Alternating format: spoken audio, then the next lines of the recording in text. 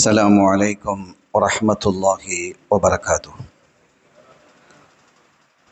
حمدا لمن خلق الإنسان وعلمه البيان، والصلاة والسلام على رسول الله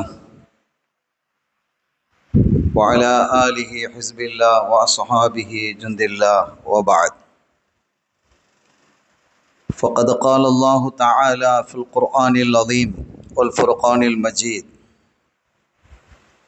أعوذ بالله من الشيطان الرجيم، بسم الله الرحمن الرحيم. إن الدين عند الله الإسلام يعدل هو أقرب للتقوى.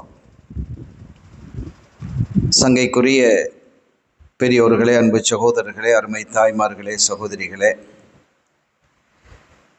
எல்லாம் வல்ல அல்லாஹுவின் பேரருளும் நபிகள் நாயகம் ஸல்லல்லாஹு அலைஹி வஸல்லம் அவர்களது நல்லாசியும் நம் அத்தனை பேர் மீதும் நிலவுமாக. அல்லாஹும் அவரது ரசூலும் எந்தெந்த காரியங்களை எடுத்து நடக்க வேண்டும் என்று நமக்கு கட்டளையிட்டுள்ளார்களோ அவை அனைத்தையும் எடுத்து நடக்கவும், எவைகளை தவிர்த்து நடக்க வேண்டும் என்று உத்தரவு பிறப்பித்துள்ளார்களோ அவை அனைத்தையும் தவிர்த்து நடக்கவும் ஆரம்பமாக எனக்கும் உங்களுக்கும் நான் வசியத்து செய்து கொள்கிறேன். அல்லாஹ் தௌஃபீக் செய்வானாக. ஆமீன். இன்று இந்த கம்பம்பாண்டா மதரசாவில் நடைபெறக்கூடிய இந்த நிகழ்ச்சியிலே கலந்து கொண்டு உரை நிகழ்த்துவதற்கான வாய்ப்பினை வழங்கிய வல்லவனாம் அல்லாஹ்விற்கு நெஞ்சம் நிறைந்த நன்றிகளை காணிக்கையாக்கி எனது வார்த்தைகளை தொடக்கம் செய்கிறேன். அல்ஹம்துலில்லாஹ் வஷ்ஷுக்ருலில்லாஹ்.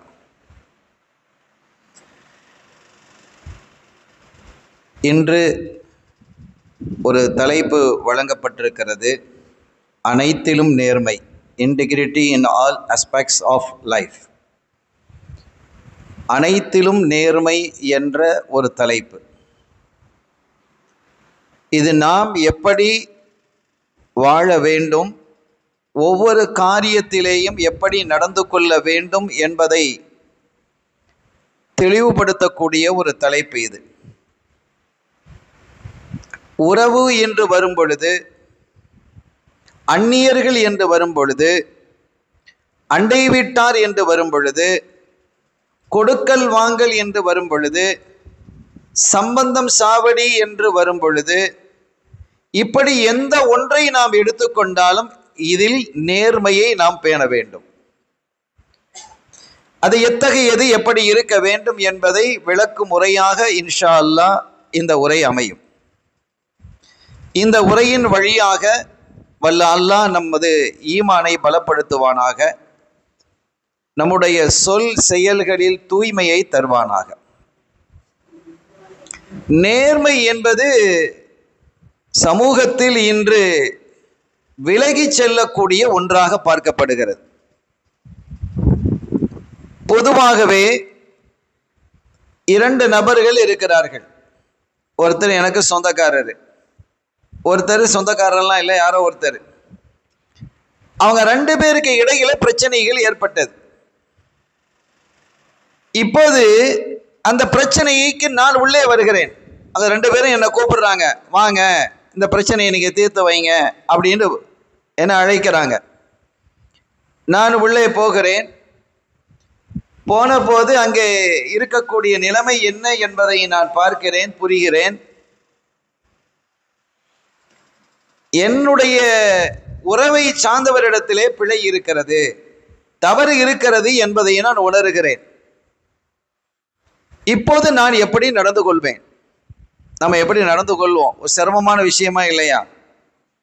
இப்போ என் உறவை பார்த்து நான் சொல்கிறேன், என்னுடைய உறவுக்காரரை பார்த்து நான் சொல்கிறேன், மாமா மச்சான் யாரோ ஒருத்தர், இல்லை நீங்கள் தப்பு பண்ணியிருக்கிறீங்க, உங்கள் மேலே தான் மிஸ்டேக்கு அப்படின்னு சொன்னால் அன்றோடு அந்த உறவு முடிந்து போய்விடும்.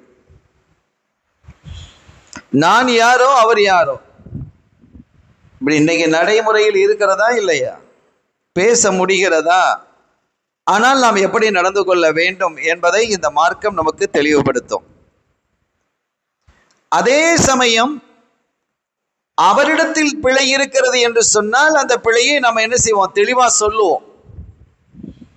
இல்ல உங்க மேலதான் மிஸ்டேக்கு, நீங்க தப்பா நடந்திருக்கிறீங்க, உண்மையிலேயே அவர் மேலதான் மிஸ்டேக், மற்றவர் மேல நம்முடைய உறவு சரியாதான் நடந்திருக்கிறார். இப்ப நமக்கு ஒரு பாரம் குறையுது. உறவாக இருந்தால் உறவுக்காரர் தப்பு பண்ணி இருந்தா இனி அவர்கிட்ட போய் நீங்க தப்பு பண்ணி இருக்கிறீங்க அப்படின்னு சொன்னா அந்த உறவு முறிஞ்சு போயிடும்.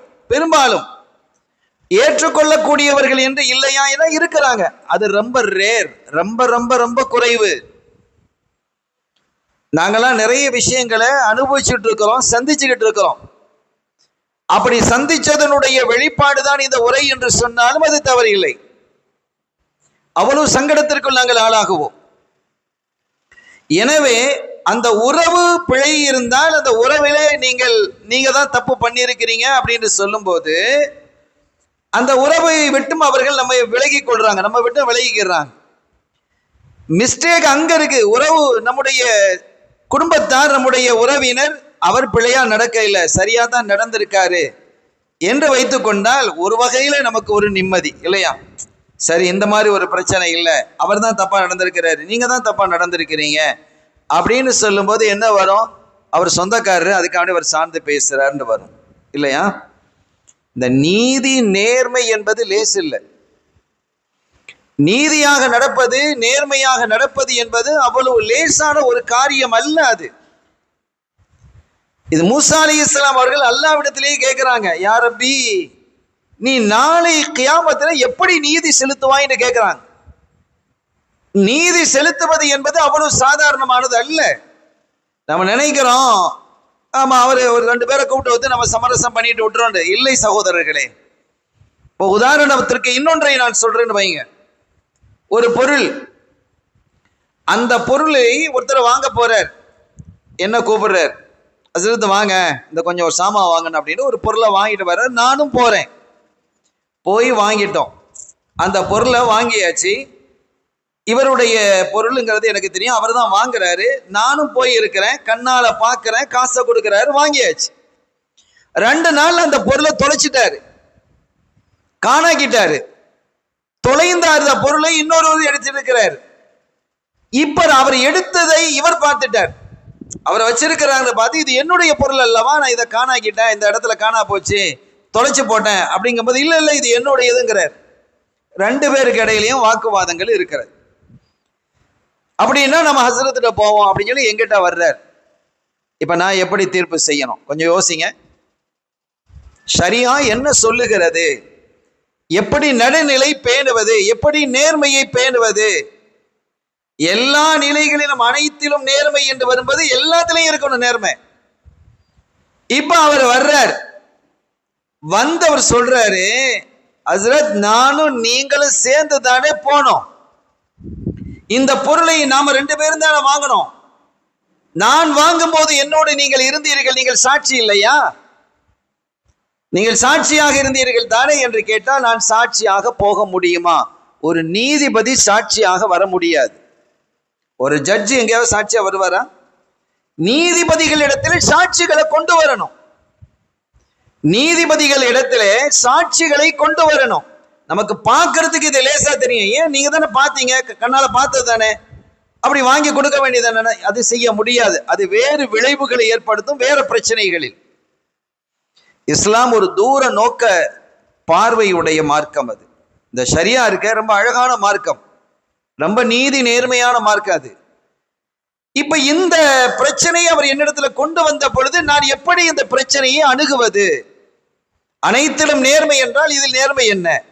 இந்த பொருள் இந்த நபருக்கு உரியது என்பது எனக்கு தெரியும், நான் சாட்சியாக போக முடியாது.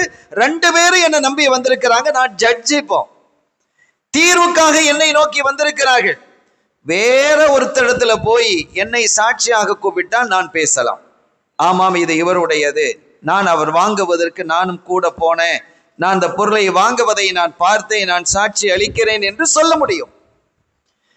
இன்னொரு நபர் ஜட்ஜாக இருந்தால், சமரசம் செய்வதாக இருந்தால், தீர்ப்பு செய்வதாக இருந்தால், ஆனால் நான் தீர்ப்பு செய்யக்கூடியவனாக இருக்கும் பொழுது நான் சாட்சியாளராக வர முடியாது. நான் நினைத்ததை வைத்து தீர்ப்பு செய்ய முடியாது. என்ன செய்யணும் அப்படின்னா, அவர் சொன்ன பாருங்க, நான் வந்தேன் போனேன் அதெல்லாம் சொல்ல முடியாது. நீங்க எங்கிட்ட ஜட்ஜா வந்திருக்கிறீங்க, என்ன ஜட்ஜா ஏற்றுக்கொண்டு வந்திருக்கிறீங்க. அப்படி வந்தீங்கன்னா நீங்க வாங்கினீங்கிறதுக்கு வேற சாட்சிகளை கொண்டு வாங்க. இது உங்களுடைய பொருள் என்பதற்கு வேறு சாட்சிகளை கொண்டு வரணும். சாட்சி உங்களிடத்தில் இருக்கிறதா? வேற யாராவது சாட்சி இருக்கிறாங்களா? உங்களுடைய பொருள் இதுதான், உங்களுடைய பொருள் தான் என்பதற்கு உங்களிடத்திலும் சாட்சி இருக்கிறதா? அவர் அந்த பொருளை வச்சுக்கிட்டு இருக்கிறார், கையில இருக்குது அவருக்கு பொருள், இவரிடத்துல பொருள் இல்லை. வாங்கினவர் இடத்துல கையில பொருள் இல்லை, தொலைத்து போய் வேறு ஒருத்தர் எடுத்துக்கொண்டார், அவர் கையில போய் பொருள் இருக்குது. இப்படி இருக்கக்கூடிய நிலையிலே நான் ஜட்ஜாக இருக்கிறேன். இப்ப நான் கேட்க வேண்டியது என்ன? உங்களுக்கான சாட்சிகள் ஆதாரங்கள் என்ன? என்னை ஆதாரப்படுத்த முடியாது, என்னை சாட்சியாக கொண்டு வர முடியாது, என்னை சாட்சியாக நீங்கள் கொண்டு வர முடியாது. நீங்கள் இருவரும் சேர்ந்து என்னை தீர்ப்பாளராக நியமித்ததற்கு பிறகு நான் சாட்சியாளன் அல்ல. எனவே வேறு சாட்சி உங்களிடத்தில் இருக்கிறதா அப்படின்னு நான் கேட்கணும். அந்த 2 பேருமே சொல்றாங்க எங்கள்கிட்ட வேற சாட்சி இல்லை. இப்ப நான் எப்படி தீர்ப்பு செய்யறது? அல்லது அந்த 2 பேரும் வேறு சாட்சிகளை கொண்டு வர்றாங்க, அவரும் ஒரு சாட்சியை கொண்டு வர்றாரு, இவரும் ஒரு சாட்சியை கொண்டு வர்றாரு, ஆளுக்கு ஒரு சம சாட்சி. அவர் சொல்றது ஆமாம் இது இவருடையது தான், இவர் வாங்கி அந்த பொருளை எங்கிட்ட காட்டினாரு, நேத்து வைத்திருந்தாரு, கையில வச்சிருந்தாரு, அதை உபயோகித்தாரு, போகும்போது எங்கேயோ மிஸ் பண்ணிட்டு போயிட்டாரு, அவர் எடுத்திருக்க கூடும், இது அவருடையது அல்ல இவருடையதான் என்று இவர் சொல்கிறார். ஆனால் அவருடைய சாட்சி சொல்கிறார் இல்ல, இவர் 2 நாளா இவர் கையில வைத்திருக்கிறதை நான் பார்த்திருக்கிறேன், இவர் தான் உபயோகித்துக் கொண்டிருந்தார், இது இவருடையதுதான் என்றோ, அல்லது இவர்தான் கடையில் போய் வாங்கியதை நான் பார்த்தேன் என்று பொய்யாகவோ சாட்சி சொல்கிறார். எப்படியோ சாட்சி சொல்றார். அது உண்மையான சாட்சியா இருக்கட்டும் பொய்யான சாட்சியா இருக்கட்டும், சாட்சி வந்துருச்சு, 2 பேரும் சமநிலையில் இருக்கிறாங்க. ஒன்னு 2 பேருக்குமே சாட்சி இல்லை, அல்லது 2 பேரும் ஆளுக்கு ஒரு சாட்சியை கொண்டு வர்றாங்க. இப்ப எப்படி தீர்மானிக்கிறது? ஜட்ஜி என்ன தீர்மானிக்கணும்? சாட்சிகளை கொண்டு வருவதிலும் சமநிலை, அல்லது சாட்சி இல்லை என்ற நிலையிலேயும் சமநிலை என்று வந்தால் 3வது நிலை என்ன தெரியுமா? யாருடைய கையில் பொருள் இருக்கிறதோ அவருக்குத்தான் தீர்மானம். இந்த பொருள் அவர் கையில இருக்கு, யார் கையில இருக்கு? வாங்கினவர் கையில இல்ல, எடுத்தவர் கையில இருக்கு. எனவே இந்த பொருளுக்கு உரியது அவர்தான். இப்படித்தான் சாட்சி செய்ய முடியும். இது சங்கடமாக இல்லையா? எனக்கு தெரியும் அது அவருக்கு உரியது இல்லை என்று. ஆனால் எனக்கு ஒரு ஜட்ஜு நான் தெரிந்ததை வைத்து தீர்ப்பு செய்ய ஆரம்பித்தால் பின்னால் ஏற்படக்கூடிய நீதித்துறையில் பெரும் பிளவும் சங்கடமும் ஏற்பட்டு போயிடும். ஸல்லல்லாஹு அலைஹி வஸல்லம் அவர்களிடத்தில் ஒரு பிரச்சனை வருது. ஒரு பொருளை 2 பேரும் சொந்தம் கொண்டாடுறாங்க. இந்த அடிப்படையில் இது அவங்க சொல்லி தந்தது, அவங்க வழிகாட்டியது, அந்த அடிப்படையில் தீர்மானம் செஞ்சுட்டாங்க. தீர்மானம் செய்துட்டு இன்னொன்னு முடிச்சுட்டாங்க. இந்த பொருள் உன் கையில இருக்குது, அதனால உனக்கு நான் தீர்மானிக்கிறேன் அப்படின்னு கையில கொடுத்துட்டு ஒரு விஷயத்த சொன்னாங்க. இது உனக்கு உரியதா இல்லையா என்பது உனக்கு தெரியும் தானே? அவருக்கு தெரியுமா இல்லையா? 2 பேருக்குமே தெரியும். இந்த பொருளை நீ கையில் வைத்திருக்கிறாய், இருவருக்கும் சாட்சி இல்லை, கையில் வைத்திருப்பதால் இந்த பொருளை நான் உனக்கு தந்து விட்டேன், உனக்கு உரியது என்று நான் தீர்மானிக்கிறேன். ஆனால் இது உனக்கு உரியதா இல்லையா என்பது உனக்கே தெரியும். இது தப்பான பொருளாக இருந்தால், அவருடைய பொருளாக இருந்தால், உன்னுடைய பொருளாக இல்லாமல் இருந்தால் அல்லாஹ்விடத்தில் பெரும் குற்றவாளியாக இருப்பாய், அல்லாஹ்வுடைய தண்டனையை பயந்துக்கோ அப்படின்னு சொல்லி அனுப்பிட்டாங்க. இதுதான் தீர்மானம். அருமையானவர்களே, இது சம்பந்தமா நான் தகவல்களை நிறைய சொல்ல இருக்கிறேன் இன்ஷா அல்லாஹ் எனக்குரிய நேரத்தில். எனவே ஒரு நடுநிலை பேணுவது என்பது ஒரு சங்கடமான ஒரு நிலைதான். அப்ப நான் எல்லாம் தீர்ப்பா முடிஞ்சதுக்கு பின்னால அவர் கேட்பாரு, என்னோட நண்பர் தானே, அவர் அவரோட தானே நான் போய் அந்த பொருளை வாங்கினேன், என்ன ஹஸ்ரத் நீங்க ஒரு ஆலியமா இருந்துகிட்டு ஒரு ஹஸ்ரத்தா இருந்துகிட்டு இந்த பொருள் எனக்குரியது என்று தெரிந்தும் கூட அவங்களுக்கு தீர்மானிச்சிட்டீங்களே, அவர் கையில கொடுத்துட்டீங்களே கேட்பாரா இல்லையா? அதுதான் ஷரியா. சில சமயம் ஷரியத்தினுடைய அடிப்படையில் செயல்படுவது என்பது நமக்கு சங்கடமாக இருந்தாலும் அதுதான் தீர்வினுடைய வழி, அல்லாஹ் ரசூல் சொன்னது என்ற அடிப்படையில் வாழணும். உறவுகள் என்பதற்காக அவர்களை சார்ந்து நிற்பதோ, நட்பு என்பதற்காக சார்ந்து நிற்பதோ, அல்லது இவருக்கு எதிராக நாம் தீர்ப்பு செய்தால் என்னுடைய பிசினஸ் முடங்கி போய்விடும், நாங்க பார்ட்னரா இருக்கிறோம், பிசினஸ் உடஞ்சி போயிடும், இப்படிலாம் நிறைய வருதா இல்லையா? எல்லா இடத்திலேயுமே இந்த மாதிரி பிரச்சனைகள் உருவாகிடும். அந்த சமயங்களில் இந்த நீதி நேர்மையிலிருந்து அறவே தவறாமல் நடப்பது என்பது ஒரு சங்கடமான ஒரு விஷயம். அப்படி ஒரு நேர்மையான ஒரு நீதிபதியாக, நீதிபதினா கோர்ட்ல இருக்கிறத மட்டும் சொல்லல, நானும் தான் நீங்களும் தான் இருக்கலாம். ஒரு பிரச்சனை உங்ககிட்ட வருதுன்னா நீங்க நீதி செலுத்தணும். எனக்கு முடியாது அப்படின்னு சொல்லிட்டு அது வேற விஷயம். அந்த சப்ஜெக்டுக்குள்ள நீங்க வந்துட்டீங்க, ஆனால் ஹக்கு என்னவோ அதனால் ஏற்படக்கூடிய விளைவுகள் அது சாதகமா பாதகமா என்றெல்லாம் பார்க்காமல் எது நடுநிலையோ, எது நீதியோ, எது நேர்மையோ அந்த அடிப்படையில் செயல்படும். அது அவ்வளவு சாதாரணமானது இல்லை. அதனால தான் ஸல்லல்லாஹு அலைஹி வஸல்லம் சொன்னாங்க, இன்னல் முக்ஸித்தீன இன்தல்லாஹி அலா மனாபிரிம் மின் நூர் அலா யமீனிர் ரஹ்மான்.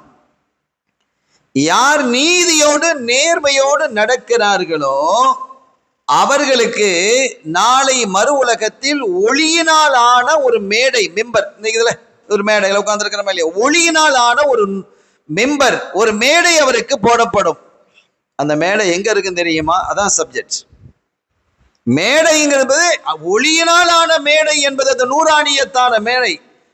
அந்த ஒளியினால் ஆன மேடை என்பதே ஒரு பெரிய விஷயமாக இருந்தாலும் அந்த மேடை எங்க இருக்கும் என்பதை ஸல்லல்லாஹு சொல்றான் பாருங்க, அலா யமீனிர் ரஹ்மான், அல்லாஹ்வுக்கு வலது பக்கத்துல இருக்கும். அல்லாஹ்வுக்கு பக்கத்துல கொண்டு ஒரு மேடையை போடப்படுதுன்னு சொன்னா நீங்க யோசிச்சு பாருங்க. ஒரு மினிஸ்டர் வர்றாரு, அவருக்கு பக்கத்துல போய் உட்கார்ந்துக்கிறது, போட்டோ எடுக்கிறதுலாம் எவ்வளவு பெரிய ஆர்வமா இருக்கு. ஒரு பிரதமர் வர்றாரு, ஜனாதிபதி வர்றாரு அப்படின்னா அவருக்கு பக்கத்துல உட்கார்றதுக்கு, போட்டோ எடுக்கிறதுக்கெல்லாம் எவ்வளவு பெரிய முயற்சி நடக்கும். எடுத்து அதை எத்தனை பேருக்கு அவன் அனுப்புவான். மச்சான் அவர் வந்தாரு, மினிஸ்டர் வந்தாரு, அவருக்கு பக்கத்துல நான் இருக்கிறேன் பாரு, எனக்கு அவரோட எனக்கு ரொம்ப பழக்கம் அப்படின்னு காட்டிக்கிற மாதிரிலாம் ஒரு பெரிய ஒரு பெருமை, ஒரு சந்தோஷம். இங்கே அசைக்க முடியாத ஆட்சிக்கு சொந்தக்காரனாக இருக்கக்கூடிய, இந்த வையகத்தில் இருக்கக்கூடிய ஆட்சிகளை மாற்றி அமைக்கக்கூடிய வல்லமை மிக்க அல்லாஹ், அத்தகைய ரப்புக்கு வலது பக்கத்திலே மெம்பரிலே இவர் அமர வைக்கப்படுகிறார். யார்? அந்த நேர்மையாளர், நீதியாளர். எவ்வளவு பெரிய சங்கடமான விஷயம் அப்படிங்கறத நீங்க பாருங்க, எவ்வளவு ஆச்சரியமான விஷயம். இதே அடிப்படையில் ஒரு தகவலை நான் உங்களுக்கு சொல்றேன். அலி ரலியல்லாஹு தஆலா அன்ஹுடைய காலம், அது ஆட்சி காலம், அவங்க தான் ஜனாதிபதி. இந்த விரிந்த அரசுக்கு அவங்க ஜனாதிபதியாக இருக்கிறாங்க. இஸ்லாமிய அரசினுடைய ஒரே ஜனாதிபதி சையதுனா அலியுன் கர்ரமல்லாஹு வஜ்ஹு ரலியல்லாஹு தான் 4வது கலீஃபாவா இருக்கிறாங்க. ஒரு நாள் அவங்க என்ன செய்யறாங்கன்னா, ஜனாதிபதினா ராணுவம் அவங்க கையில இருக்குது, நாட்டினுடைய எக்கனாமிக் பொருளாதார பொக்கிஷம் அவங்க கையில இருக்குது, சாவி அவங்க கையில இருக்கு, நாட்டினுடைய நிர்வாகம் அவங்க கையில இருக்குது, நீதித்துறை அவர்களுடைய கையில இருக்கிறது இல்லையா? எல்லாமே அவங்க தானே. அவங்க என்ன நினைச்சாலும் ஒரு நீதி அரசரை மாற்ற முடியும், ஒரு ஜட்ஜை மாற்ற முடியும், ஒரு கோர்ட்ஸினுடைய இடத்தை மாற்ற முடியும், இராணுவத்தை ஒரு பகுதியிலிருந்து இன்னொரு பகுதிக்கு கொண்டு போக முடியும். அத்துணை வல்லமையும் சக்தியும் ஆற்றலும் இருக்குது. இந்த நிலையில அவங்க என்னன்னா, ஒரு நாள் ஒரு சந்தைக்கு, ஒரு மார்க்கெட்டுக்கு போறாங்க. ஜனாதிபதி எல்லாம் மார்க்கெட்டுக்கு போவாங்கன்னா போவாங்க அந்த காலத்துல. இன்னைக்கு போவாங்களா அப்படி? அவங்களுக்கு கைக்கு ஒரு ஆளு, காலுக்கு ஒரு ஆளு, ஏவலுக்கு எத்தனை பேர் இருப்பாங்க, செக்யூரிட்டிஸ் எத்தனை பேர் இருப்பாங்க. அந்த எந்த செக்யூரிட்டியும் அங்க இருக்க மாட்டாங்க. அவங்க நேரம் போயிடுவாங்க. போகும்போது ஏதோ ஒரு பொருளை வாங்கணும்னு போன்னு பார்த்தா அங்க ஒரு யூதன் ஒரு கேடயம், அந்த கவசம், அந்த கவசத்தை வித்து கொண்டிருக்கிறான். அந்த யுத்த களங்களிலே எதிரிகளினுடைய தாக்குதல் வந்துடக்கூடாது அப்படிங்கிறதுக்காக என்ன செய்வாங்க, தாக்குதல் நம்ம மேல பற்றக்கூடாது, அம்புகள் ஈட்டிகள் பற்றக்கூடாது, அங்க என்ன செய்வாங்க, ஒரு கவசம் போடுவோமா இல்லையா, அந்த இரும்பு கவசம். அந்த கவசத்தை ஒரு யூதன் வித்து கொண்டிருக்கிறான். அது யாருடைய கவசம்னா இவங்க கவசம் தான், அலிநாயகத்தினுடைய கவசம். ஜமல் யுத்தம் என்று ஒரு யுத்தம் நடந்தது, ஒட்டக யுத்தம் அதற்கு பேர். ஜமல் யுத்தம் என்று ஒரு பிரபல்யமான யுத்தம். அந்த யுத்தத்திற்கு அவர்கள் போகும்போது எங்கேயோ மிஸ் பண்ணிட்டாங்க. அவங்களுடைய உடைமையிலிருந்து அது தவறி ஒரு இடத்துல விழுந்துட்டு கொஞ்சம் தூரம் போன பிறகு பார்க்குறாங்க, ஆஹா நம்முடைய அந்த கேடயம் காணா போயிடுச்சு அப்படின்னு சொல்லி திருப்பி என்ன செய்யறாங்க, தேடி வந்து பார்க்குறாங்க. இல்லை, அதுக்குள்ள யாரும் எடுத்துட்டு போயிட்டாங்க. இவன் வித்துக்கிட்டே இருக்கிறான். அப்போ அவன்கிட்ட யூதன்ட்ட போய் சொன்னாங்க, ஏம்பா இது என்னுடையதுப்பா, என்னுடையது இது, அதெல்லாம் கிடையாது, இது ஏன் இது நான் விற்கிறது கொண்டு வந்திருக்கிறேன், என்ன உங்களுடையது நீங்க வந்து பேசிக்கிட்டு இருக்கிறீங்க? யாரை பார்த்து? ஜனாதிபதியை பார்த்து பேச முடியுமா? ஒரு சாதாரண எம்எல்ஏ பேச முடியுமா? ஒரு கவுன்சிலரை பேச முடியுமா? முழு ராணுவத்தையும் கையில வச்சுக்கிட்டு இருக்கிறாங்க. அவங்கள்ட்ட அவன் சொல்றான் அதெல்லாம் முடியாது, இது என்னுடையது அப்படிங்கிறான். ரெண்டு பேருக்கு இடையில வாக்குவாதம். இல்லப்பா, இது நான் இந்த காலத்துல ஜமல் யுத்தத்திற்காக நான் செல்லும் போது இந்த பகுதியில மிஸ் ஆயிடுச்சு, எனக்கு நல்லாவே தெரியும், எனக்கு விருப்பமான ஒரு கேடயம் அது, அவங்களுக்கு அது ஒரு பிரியமான ஒரு கேடயமா இருந்தது, ரொம்ப பிடிச்சிருந்தது, இது என்னிடத்துல ஒப்படைன்னு சொல்றாங்க. முடியாது, இது உன்னுடையது இல்லை, இது என்னுடையது. அப்ப கோர்ட்ல தான் போய் தீர்மானிக்கணும். ரெண்டு பேரும் கோர்ட்டுக்கு வராங்க. யூத மனசு நினைக்கிறான், கோர்ட் யாருக்கு சாதகமா தீர்ப்பளிக்கும்? அவங்க ஜனாதிபதி, நான் சாதாரணமா நாட்டில் உள்ள ஒரு பிரஜை, ஒரு கிராமத்தில் உள்ளவன், எனக்கு சப்போர்ட்ஸ் இருக்குமா? மக்கள் மத்தியில் சப்போர்ட் இருக்குமா? உறவுகள் சப்போர்ட்டுக்கு வருவாங்களா? நண்பர்கள் சப்போர்ட்டுக்கு வருவாங்களா? ஒரு ஜனாதிபதி எதிர்த்து வருவாங்களா? போமா, நாம போக முடியுமா? ஜனாதிபதி மேலே ஒரு குற்றச்சாட்டு வைக்கப்பட்ட பொழுது அதற்கு சப்போர்ட்டாக சாட்சியாக யாரு வருவா? யாருமே போக மாட்டோம், நினைச்சே பார்க்க முடியாதது. சரி, அங்க இருக்கக்கூடிய ஜட்ஜி எப்படி தீர்ப்பளிப்பார்? கோர்ட்டுகள் இன்னைக்கு எப்படிலாம் தீர்ப்பு வருதுன்னு பார்க்குறோமா இல்லையா? என்ன மாதிரி தீர்ப்புகள்லாம் வருது? நான் அதை விமர்சிக்கிறதுக்கு வரல, என்ன மாதிரி ஆயிடுச்சு உலகத்தில் இருக்கக்கூடிய கோர்ட்டுகள்லாம் எப்படி ஆகுது அப்படிங்கிறது நீங்க பாருங்க. செய்தி துறைகளை நம்ம பார்க்கிறோம் என்ன மாதிரி இருக்குதுன்னு. இப்ப கோர்ட்ல இருக்கக்கூடிய காதி பேரு ஷுரைஹ், காதி ஷுரைஹ். அங்க ஒரு தாபி, சஹாபி அல்ல. கேள்விகள் கேட்கப்பட்டது. இப்ப இவங்க சொல்றாங்க, அலி ரலியல்லாஹு சொல்றாங்க, காதி அவர்களே, இது என்னுடைய கேடயம். ஒரு ஜமல் யுத்தம் என்று ஒரு யுத்தம் நடந்தது, காதிக்கு தெரியும். நான் அங்கே செல்லும் போது இது மிஸ் ஆயிடுச்சு. எனவே நான் இந்த ஒரு மார்க்கெட்டுக்கு வரும்போது இவர் வித்துக்கிட்டு இருக்கிறாரு, அதை கேட்ட போது அவர் மறுக்கிறாரு, தர மறுக்கிறார், அது அவருடையது என்கிறார். இப்போ அவர்கிட்ட கேட்டாங்க, என்னப்பா? இல்லை, இது என்னுடையது. என்னுடையது என்பதற்கெல்லாம் நான் என்னத்தை கொண்டு ஆதாரம் காட்டிட்டு இருக்கேமா? இது நான் வச்சிருக்கிறேன், இது என்னுடையதான், அவங்க அவங்களுடையதுன்னு சொல்றாங்க. அப்போ செய்தனா ஷுரைஹ் ரலியல்லாஹு அன்ஹு கேட்கிறாங்க, அமீருல் மோமினின் ஜனாதிபதி அவர்களே, இது உங்களுடையது என்பதற்கு ரெண்டு சாட்சிகளை நீங்க கொண்டு வாங்கங்கிறாங்க. பொருள் அவன் கையில இருக்கு, இது உங்களுடையதான் என்பதற்கு ரெண்டு சாட்சிகளை கொண்டு வாங்கங்கிறாங்க. கொண்டு வர முடியுமா? முடியும்னாங்க. யாரு? என்னுடைய பணியாளர் கம்பர் அப்படின்னு இருக்கிறார். என்னுடைய பணியாளர் கம்பர், அவர் ஒரு சாட்சி. சரி, இன்னொரு சாட்சி என்னுடைய மகன் ஹசன் ரலியல்லாஹு தஆலா. ஹசன் ரலியல்லாஹு தஆலா எவ்வளவு பெரிய ஆளு, சாட்சி அப்படின்னு சொன்ன போது காதி ஷுரைஹ் சொல்றத பாருங்க, கம்பரா அவருடைய சாட்சியை நான் ஏத்துக்கிறேன், உங்க மக ஹசன் அவர்களுடைய சாட்சியை ஏற்றுக்கொள்ள மாட்டேன்னாங்க. யார் ஹசன் ரலியல்லாஹு தஆலா? சாதாரண அஹ்லுல் பைத்தை சார்ந்தவங்க, ரசூலுல்லாஹ்வுடைய பேரப்பிள்ளை, ஃபாத்திமா நாயகனுடைய மூத்த மகனார், சொர்க்கத்திலே இருக்கக்கூடிய இளைஞர்களுக்கு லீடர் என்று ஸல்லல்லாஹு அலைஹி வஸல்லம் அவர்களால் அறிவிக்கப்பட்டவர்கள், வாழ்த்தப்பட்டவர்கள், சுவன இளைஞர்களினுடைய தலைவர் என்று சொல்லப்பட்ட செய்தனா ஹசன் ரலியல்லாஹு தஆலா அவருடைய சாட்சியை நான் அங்கீகரிக்க மாட்டேன் என்கிறார்கள் காதி ஷுரைஹ். அலி ரலியல்லாஹு அன்ஹு அரண்டு போனாங்க, என் பிள்ளையினுடைய சாட்சியை நீங்க, சின்ன பிள்ளை இல்லை, அவங்க வளர்ந்து பெரிய ஆளா இருக்கிறாங்க, ஸல்லல்லாஹு அலைஹி வஸல்லம் காலத்துல சின்ன பிள்ளை, அப்புறம் அபூபக்கர் சித்திக் நாயகம் காலம், உமர் ரலியல்லாஹு அன்ஹு காலம், உதுமான் ரலியல்லாஹு அன்ஹு, 3 ஆட்சி காலம் முடிந்து இப்போ அங்க கல்யாணம் முடிஞ்சு பிள்ளைகள்லாம் இருக்கு. ஹசன் ரலியல்லாஹு அன்ஹுடைய சாட்சியை ஏற்றுக்கொள்ள மாட்டேங்கிறீங்களே. என்னுடைய பிள்ளையை பற்றி ரசூலுல்லாஹ் சொன்னாங்க, இவர் சுவன இளைஞர்களினுடைய தலைவர்னு சொல்லி இருக்கிறாங்க, நீங்க என் பிள்ளையினுடைய சாட்சியை நீங்க ஏத்துக்கிட மாட்டீங்களா அப்படின்னு சொல்லும் பொழுது காதி ஷுரைஹ் சொல்றாங்க, அதே ஸல்லல்லாஹு அலைஹி வஸல்லம் அவர்கள் தான் சொன்னார்கள், ஒரு தந்தையினுடைய சாட்சி மகனுக்கோ, மகனுடைய சாட்சி தந்தைக்கோ செல்லுபடியாக ஆகாது, சொல்ல முடியாது. தந்தைக்கு மகனோ, மகனுக்கு தந்தையோ சாட்சியாக நிற்க முடியாது. அமீருல் மோமினின், உங்கள் மகனினுடைய அந்தஸ்து மிக உயர்வானது, ஹசன் ரலியல்லாஹு தஆலாவுடைய அந்தஸ்து மிக மேலானது, உன்னதமானது, சிறந்தது, அதுக்கு நாங்கள்லாம் ஈடாகவே ஆக முடியாது. ஆனால் அந்த ஸல்லல்லாஹு அலைஹி வஸல்லம் அவர்கள் சாட்சிகள் எப்படி இருக்கணும், யாரெல்லாம் சாட்சியாக வர முடியும், யார் சாட்சியாக வர முடியாது என்பதை குறித்து அவங்க தெளிவா சொல்லி இருக்கிறாங்க. எனவே ஒரு மகன் தந்தைக்காக சாட்சி சொல்ல முடியாது. உங்க மகன் உண்மையாளர், நேர்மையாளர், சத்தியவாளர், ஆனால் சாட்சியாக வர முடியாது, ஷரியாவினுடைய சட்டம். அப்ப அவங்க சொன்னாங்க வேற சாட்சி என்கிட்ட இல்லை. நீங்க 2 சாட்சியை கொண்டு வராததின் காரணத்தினால் இந்த பொருள் அவனுடைய கையில, யூதனுடைய கையில இருக்கிறதால் இந்த பொருள் அவனுக்கு உரியது என்று நான் தீர்மானிக்கிறேன்.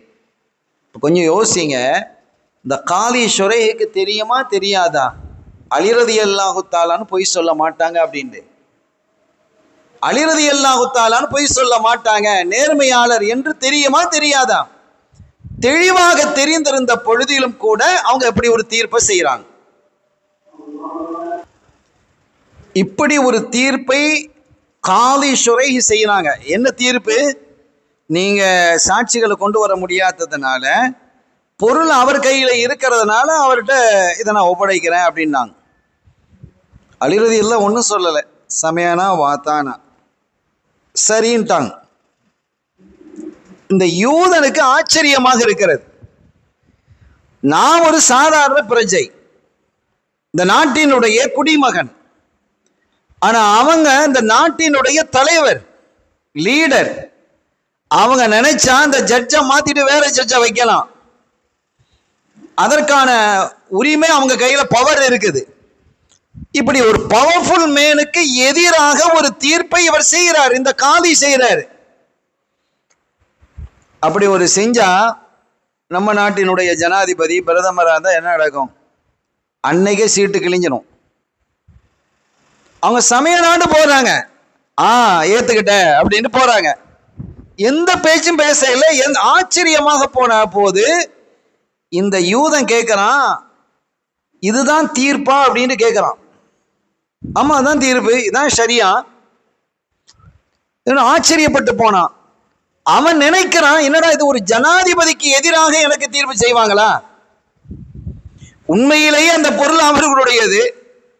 அவங்க ரசூலுல்லாஹ்வுடைய மருமகனார், ரசூலுல்லாஹ்வினுடைய சகோதரர், ரசூலுல்லாஹ்வை ஆரம்பத்திலேயே சிறு வயதிலேயே ஏற்றுக்கொண்ட ஒரு நபர், சொர்க்கவாதி என்று புகழப்பட்டவர்கள், அறிவு திலகம் என்று நபிகளாலேயே புகழப்பட்டவங்க, சொர்க்கவாதிகளினுடைய 2 பிள்ளைகளினுடைய இளைஞர்கள், சொர்க்கத்தினுடைய இளைஞர்களினுடைய தந்தை, தலைவர்களுடைய தந்தை, அவங்களுடைய மனைவி ஃபாத்திமா நாயகி ரசூலுல்லாஹ்வினுடைய மகள், அது மாத்திரமல்ல சோன பெண்களினுடைய தலைவி. இவ்வளவு சிறப்பு இருக்கும்போது அதையெல்லாம் பார்க்காம ஒரு ஜனாதிபதிக்கு எதிராக எனக்கு சாதகமான தீர்ப்பா, அவனால் அது நம்பவே முடியல, அப்படியே திகைச்சு போயிட்டான். இதுதான் தீர்ப்பான்னு கேட்டான். ஆமா அதான் தீர்ப்பு. அவன் கையை உயர்த்திட்டான், அப்படியே அரண்டு போனான். ஜட்ஜ் அவர்களே, நீதிபதி அவர்களே, இதுதான் தீர்ப்பு என்றால் நான் இதற்கு மேல நான் உண்மையை மறைக்க முடியாது. அவங்க சொன்ன நாளில் அந்த இடத்துல இது மிஸ் ஆகி கீழே கடந்தது, நான் எடுத்தேன். அது அவங்களுக்கு உரியதா இல்லையாதுன்னு அப்ப எனக்கு தெரியாது, இப்ப எனக்கு தெரியுது. இப்பெல்லாம் அவங்க வந்து சொல்றாங்க, நான் கீழே கிடந்து எடுத்ததுதான், அது என்னுடையது அல்ல, இது அவர்களுடையது என்பதை நான் அவர்களிடத்திலேயே ஒப்படைக்கிறேன், நான் மன்னிப்பு கேட்டுக்கொள்கிறேன் அப்படின்னு அவன் வந்த போது அவங்க பெரிய ஆச்சரியமா போயிடுச்சு. அதோடு அவன் சொன்னான், இதுதான் தீன் மார்க்கம் என்று இருக்குமேயானால், இது உண்மையான மார்க்கமாக இருந்தால் மாத்திரமே இப்படியெல்லாம் தீர்ப்பளிக்க முடியும். எனவே நான் அஷ்ஹது அல்லா இலாஹ இல்லல்லாஹ் வ அஷ்ஹது அன்ன முஹம்மதர் ரசூலுல்லாஹ் இஸ்லாத்துக்கு வர்றான்.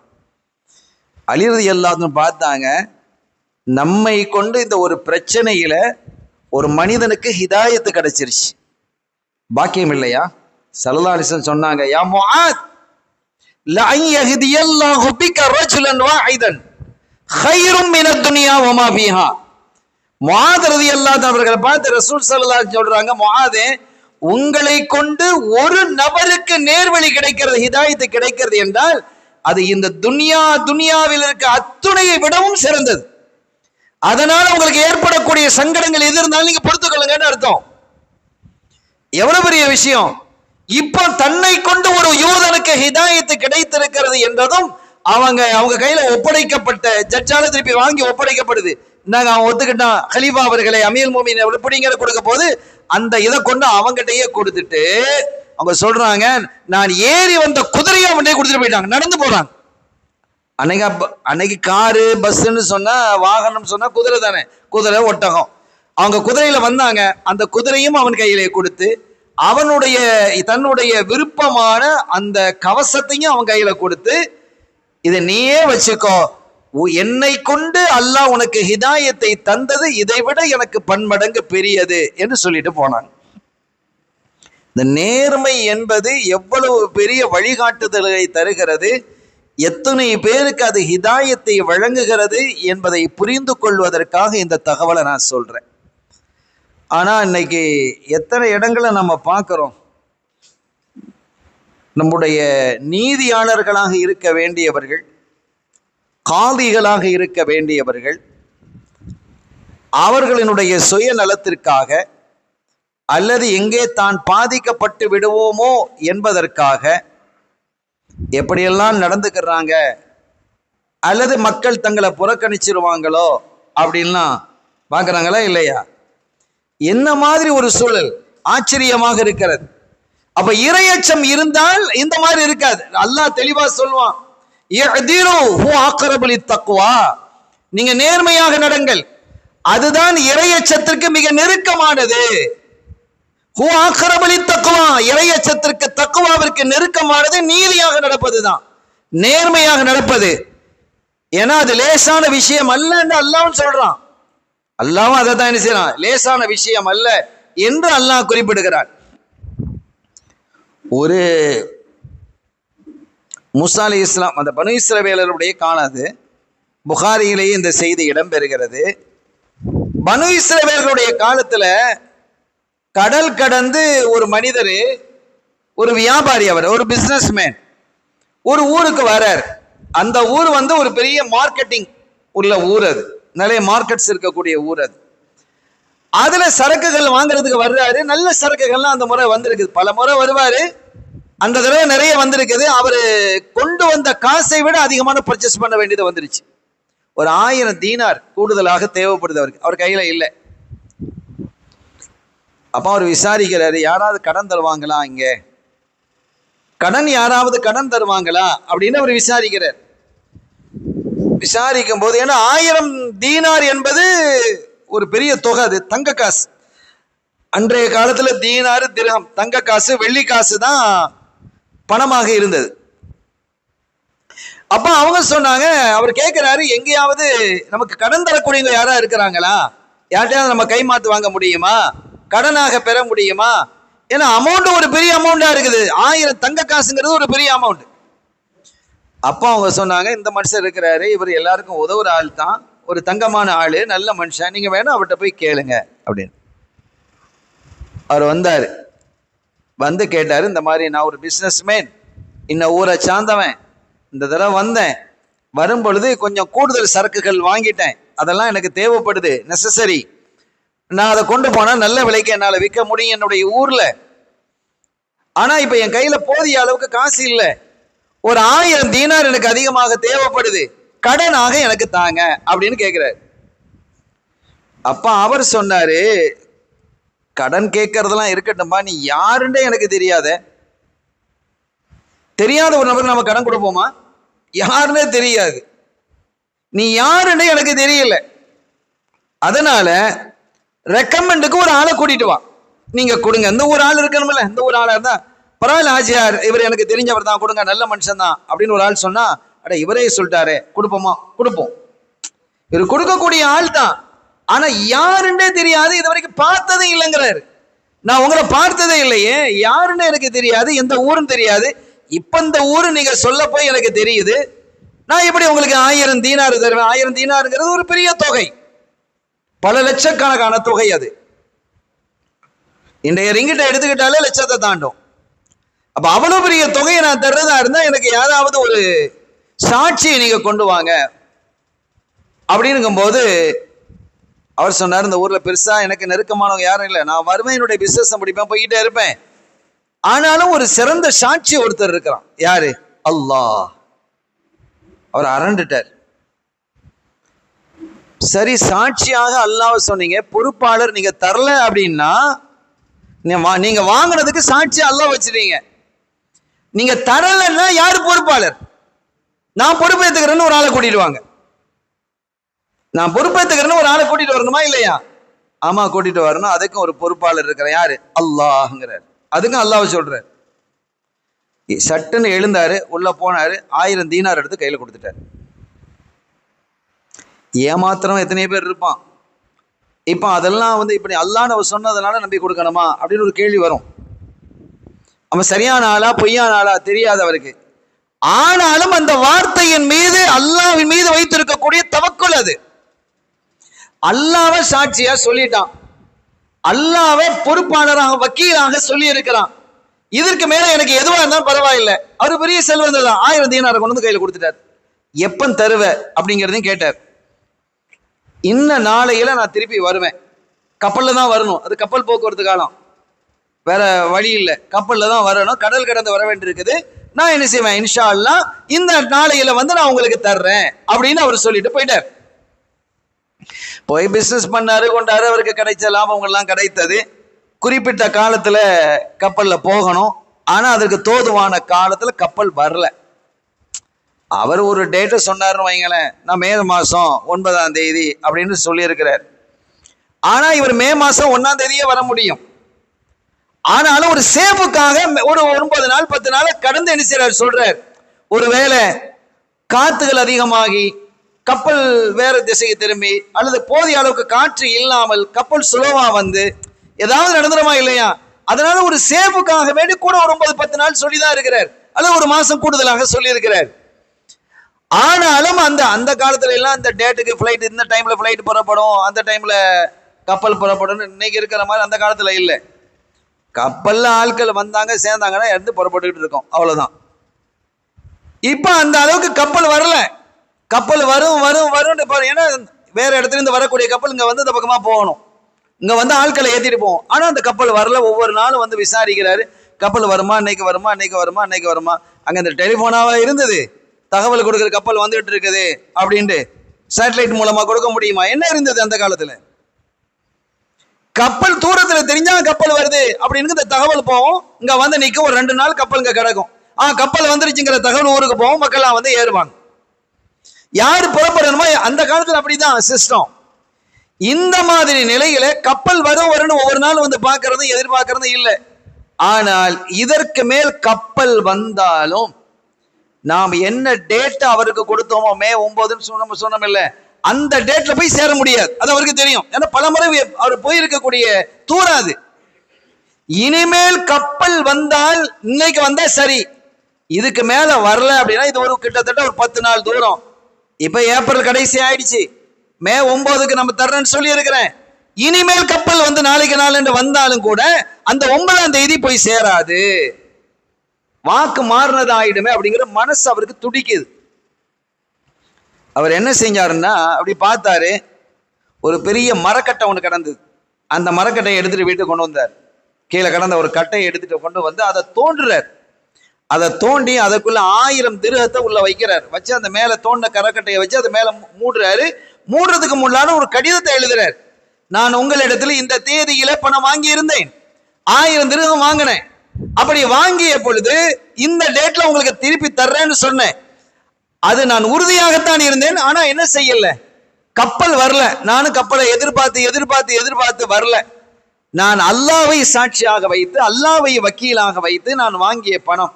எனவே இப்போதும் அல்லாஹ்வை பாதுகாவலனாக வைத்துத்தான் இந்த பொருளை நான் என்ன செய்யறேன், அவங்கள்ட்ட அனுப்புறேன்னு சொல்லி நல்ல ஆணியை வச்சு அரைஞ்சி கொண்டு அந்த காசையெல்லாம் நல்லா பேக் பண்ணி அந்த மரக்கட்டையை தூக்கி கடல்ல வீசிட்டார். அல்லாஹ் உன்னுடைய கவனத்துக்கு வீசிட்டார். என்ன தவக்கல் இருக்கணும்னு யோசிங்க. எவ்வளவு பெரிய தவக்கல் இது, எவ்வளவு பெரிய ஆச்சரியம்.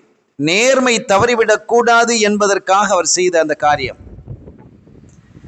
இவர் 9ஆம் தேதி வர்றாரு அப்படின்னு சொன்னாருன்னு சொல்லி கப்பல் வருதான்னு பாக்குறதுக்கு அந்த செல்வந்தர் ஒவ்வொரு நாளும் கடற்கரைக்கு வருவார். அவர் ஒரு 4-5 நாளா வந்துகிட்டு இருக்கிறார். கடைசியாக 9ஆம் தேதி வந்து பார்க்கிறாரு, கப்பலை காணோம். கப்பல் வரல. கப்பல் வந்தா அவர் வருவாரு, இவர் நம்புறாரு. கப்பல் அப்படியே பார்த்துக்கிட்டு கப்பல் வரல. அப்படியே ஒரு கட்டம் மிதந்து வந்து இவர் காலடியில் வந்து விழுது. ரப்புல் ஆலமீனை பாருங்க, உமைய தவக்கல் அலல்லாஹி ஃபஹுவ ஹஸ்பு. யார் அல்லாஹ்வின் மீது நம்பிக்கை வைக்கிறார்களோ அவர்களுக்கு அல்லாஹ் போதுமானவன். அந்த அவர்களுடைய காரியத்தை அல்லாஹ் நிறைவேற்றுவான். ஆனா நம்மகிட்ட சஞ்சலம் தான் இருக்கு. இதெல்லாம் நடக்குமா, செய்யுமா, முடிஞ்சிருமா, போடுவோமா, 1000 தீனாரை கொண்டு கடல்ல வீசுவோமா, நம்பிக்கை இருக்கா நமக்கு? அல்லாஹ் கொண்டு சேர்த்துருவான், நம்பிக்கை வைக்கிறோமா? அந்த தவக்கலும் இடத்துல இருக்கிறதா? முடியாது. லேசான விஷயம் இல்லை. அதான் நேர்மைங்கிறது லேசான விஷயம் கிடையாது. தீர்ப்பளிப்பது என்பதும் லேசான விஷயம் அல்ல. அதனால தான் அல்லாஹ் அவ்வளவு பெரிய உயர்ந்த அந்தஸ்தை கொடுத்த. ஆரம்பத்தில் சொன்னமில்ல, அவங்களுக்கு எவ்வளவு பெரிய பதவி கிடைக்கிறது, அந்த முக்ஸிதீன் என்று சொல்லக்கூடிய நேர்மையாளர்களுக்கு. அந்த கட்டை வந்து அவர் காலையே வந்து விழுது. அப்படியே மிதந்து வந்து கரெக்டா அந்த தேதியில அல்லாஹ் கொண்டு சேர்த்துனா காலை அவர் பார்த்து, என்னடா கட்டை வந்து விழுதேன், சரி கொண்டு போவோம், வீட்டில் கொண்டு போய் அடுப்புக்கு வைக்கலாம். அன்னைக்கு தான் கேஸ் கிடையாது. இன்னும் கொஞ்சம் காலத்தில் கேஸே இல்லாமல் போயிடும் போல இருக்கு. பழைய காலத்துக்கு தான் போக வேண்டிய நிலைமை வந்துடுமோங்கிற சூழல் உருவாகிட்டு இருக்கு. அப்படி நிலைமை வந்தாலும் ஆச்சரியத்துக்கு படுறதுக்கு இல்லை. அப்படி ஒரு சூழல், கேஸு, பெட்ரோலு, டீசலு, இப்போ இதெல்லாம் இல்லாமல் ஒரு கற்பனை பண்ணி பாருங்க. நீங்கள் என்ன செய்யணும்? வீட்டில் தாய்மார்கள் அடுப்பு ஊதணும், வச்சு விறகு கட்டையை வச்சு ஊதிட்டு இருக்க வேண்டியதான். அப்படிதான் இருந்தோம். அந்த மாதிரி ஒரு நிலை திரும்பி வந்தால் வரும். அப்படி வரக்கூடிய காலம் தூரத்திலும் இல்லை. நான் இந்த யுத்தத்தை வச்சு மட்டும் சொல்லலை. அப்படி ஒரு பிந்திய காலத்தில் அப்படிலாம் ஒரு காலம் வர வேண்டியது இருக்கு. அருமையானவர்களே, இப்ப அவர் பார்த்தாரு, இந்த கட்டையை தூக்கி நம்ம வீட்டுக்கு போவோம், இதை என்ன செய்யும், இதை வெட்டி காய போட்டு, தண்ணியில நனைஞ்சு கிடக்குது, வெட்டியை காய போட்டு வேணா அடுப்பு எரிக்கலாம் அப்படின்னு தன் மனைவி வீட்டை கொண்டு போய் கொடுக்குறாரு. இந்தம்மா இதை வெட்டி காய போடு. அப்ப அவர் வந்தாரா? வரல. கப்பல் வரல. கப்பல் வந்தாதானே கப்பல்ல வருவாரு. கப்பல் அவருடைய கப்பலா? அவர் நினைச்ச மாதிரி ஓட்டிட்டு வர்றதுக்கு சொந்த கப்பலா இருந்தா ஓட்டிட்டு வருவாரு. அவர் ஒரு வியாபாரி. அப்ப அவர் வரல. அந்த கட்டை வந்து கிடந்தது, நீங்க கொஞ்சம் வெட்டிடுங்க அப்படின்னு வெட்டப்பட்டு அவர் அதை வெட்டுனா, அந்த மனைவி வெட்டுறாங்க, அதுல இருந்து பல காசுகள் விழுது. என்னங்க காசா விழுது? தங்க காசுகள், 1000 தங்க காசு இருக்குது, அதோட கடிதம் இருக்குது. ஆச்சரியப்பட்டு போனார். சொன்ன நேரத்திற்கு அவர் கொண்டு வந்து சேர்த்து விட்டாரே. அல்லாஹ் எவ்வளவு பெரிய கருணையாளன், எவ்வளவு பெரிய சாட்சியாளன், எவ்வளவு பெரிய நம்பிக்கையாளன், எவ்வளவு பெரிய பொறுப்பாளன். அது அரண்டு போனார் அவரு. அப்ப அவர் உண்மையாகவே அல்லாஹ்வை சாட்சி ஆக்கி இருக்கிறார். உண்மையாகவே அவர் அல்லாஹ்வை வக்கீலாக ஆக்கி இருக்கிறார். முடிஞ்சது. கொஞ்சம் காலம் போச்சு, கப்பல் வந்தது. இவர் திருப்பி பிசினஸுக்கு வரணும். எக்ஸ்ட்ரா 1000 தீனாரையும் எடுத்துக்கிட்டு வர்றாரு. இது போய் சேர்ந்ததா இல்லையாங்கிற இவருக்கு தெரியாது. இல்லை, இவருக்கு தெரியாது தானே. அங்க போன் போட்டு சொல்றதுக்கு உண்டான காலமாது, உங்க காசு கிடைச்சிருச்சுண்டு. இவர் நேராக 1000 தீனாரை எடுத்துக்கிட்டு என்ன செய்யறாரு, வர்றாரு, கப்பல்ல இருந்து இறங்கினாரு. பிசினஸுக்கு போறதுக்கு முன்னால நேரம் இந்த செல்வந்தர் வீட்டுக்கு வர்றாரு. செல்வந்தர் வீட்டுக்கு வந்து, இந்தாங்க உங்ககிட்ட நான் 1000 தங்க காசு வாங்கினே, இந்தாங்கன்னு கொடுக்குறாரு. நம்ம என்ன செய்வோம்? என்ன ஆச்சு உங்களுக்கு, கப்பல் லேட் ஆச்சு? ஆமா, கப்பல் வரல, நானும் எதிர்பார்த்தேன், கப்பல் வரல. சரி, அல்ஹம்துலில்லாஹ்னு 1000 நம்ம வாங்கிக்கிடுவோம். அப்படித்தானே நடக்கும். பெரும்பாலும் நடக்கிறது எப்படி இருக்கும்? ஏன்னா இவர் வந்து சேர்ந்ததா இல்லைங்கிற அவருக்கு தெரியாது. அவர் சொன்னாரு, நீங்க கப்பலை எதிர்பார்த்து இருந்தீங்க, அப்படித்தானே? ஆமா, எதிர்பார்த்தேன். கப்பல் வரலன்னு என்ன செஞ்சீங்க? வரலன்னு என்ன செய்ய முடியும்? ஒரு மரக்கட்டை எடுத்து அதற்குள்ள 1000 தீனாரையை வச்சு அதுக்கு ஒரு கடிதத்தை எழுதி அதை நீங்க கடல்ல தூக்கி போட்டுறீங்களா இல்லையா? ஆமா. அது எப்படி உங்களுக்கு தெரியும்? எப்படி தெரியும்னா, நீங்க யாரை சாட்சியாக வச்சீங்களோ, யாரை வக்கீலாக வைத்தீர்களோ அவன் கொண்டு வந்து சேர்த்து விட்டான். என் கையில வந்து சேர்ந்துருச்சு, நீங்க அந்த பணம் என்கிட்ட வந்துருச்சு அப்படின்னா. அல்ஹம்துலில்லாஹ். அவர் அப்படியே அல்லாஹ்வை புகழ்றார். எவ்வளவு பெரிய விஷயம் பாருங்க. நான் நேர்மையாக இருக்க வேண்டும் என்பதை மாத்திரம் சொல்லவில்லை, அல்லாஹுவை நீங்கள் நம்பிக்கை கொள்ளுங்கள், அல்லாஹ்வை தவக்கல் வைங்க. அல்லாஹ் மீது தவக்கல் வச்சன்னு சொன்னா, நம்ம நேர்மையாக நடக்கும்போது ஏற்படக்கூடிய சில சஞ்சலங்கள், சங்கடங்கள் இதெல்லாம் நீங்கிடும். அதை பத்தி நாட் ஒரி. அது ஒரு பெரிய ஒரியாக நமக்கு தெரியாது. ஏன்னா அவன் நம்மளை விட்டு நகண்டுட்டான், இவ்வளவு நேரம் சரக்கு தந்துக்கிட்டு இருந்தான், நம்ம அவனோட பிரச்சனையில ஈடுபட்டதுனால நம்மளை விட்டு நகண்டு போறான், போயிட்டு போறான். துனியா அவன் நம்மை விட்டு நகலுகிறானா? அவன் நம்முடைய உறவை முறித்துக் கொள்கிறானா? முறித்துக் கொள்ளட்டும். நாம் உறவை முறிக்க கூடாது. நம்ம யாருடைய உறவையும் முறிக்க கூடாது. நேர்மையாக நடந்ததால் ஒரு உறவு முறிகிறது என்றால், நேர்மையாக நடந்ததால் ஒரு பிசினஸ் விட்டு போகிறது என்றால், பன்மடங்கான பாக்கியத்தையும் பலனையும் அல்லாஹ் தருவான். அது நமக்கு தெரியாது. நீங்கள் அறியாத புறத்தில் நான் உங்களுக்கு கொண்டு வந்து சேர்ப்பேன் என்கிறான். எவ்வளவு ஆச்சரியம் பாருங்க, எவ்வளவு பெரிய நேர்மை.